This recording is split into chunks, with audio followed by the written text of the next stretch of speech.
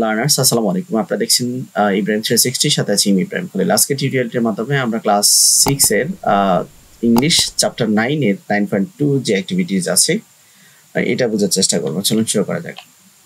প্রথমে বলছে কনভারসেশনটা পড়ার জন্য, তো আমরা কনভারসেশনটা পড়বো। তারপর বলছে suppose student seeking help from a teacher and conversation is like. এখানে বলছে polite request by using can, could, may. এখানে ব্যবহার করা হয়েছে ক্যান, কুড, মে, যেটা ফলাইট রিকোয়েস্ট বোঝায়। তো এখানে বলছে যে suppose student seeking help from teacher and conversation is like may I come in sir. এখানে ফলাইট রিকোয়েস্ট করা হয়েছে মে দিয়া।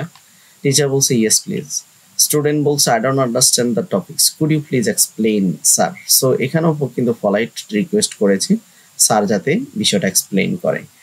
টিচার বলছে sure I will but before I explain you should. এখানেও কিন্তু মাস্ট কথাটা বলে নাই, শুড কথাটা বলছে, মানে তোমার উচিত read chapter 2 of this books. Student I don't have this books, can I please borrow your books for a while. আমি কিছু সময়ের জন্য বইটা পেতে পারি। টিচার বলছে sure but Returns it to me in 2 days and read attentively to you and could fail or get my explanation. মানে কোথাও যদি তুমি ব্যর্থ হও তাহলে অবশ্যই আমার এক্সপ্লেনেশনটা খেয়াল করবে। Student I will sure, thank you so much. Teacher welcome.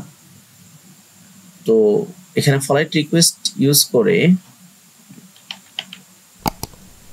এখানে ক্যান, শুড, ক্যান, উইল এগুলা ব্যবহার করেছে। পরবর্তী কন্টেন্ট 9.3 দেখার আমাদের জানি। আজকের মতো এখানে শেষ করছি।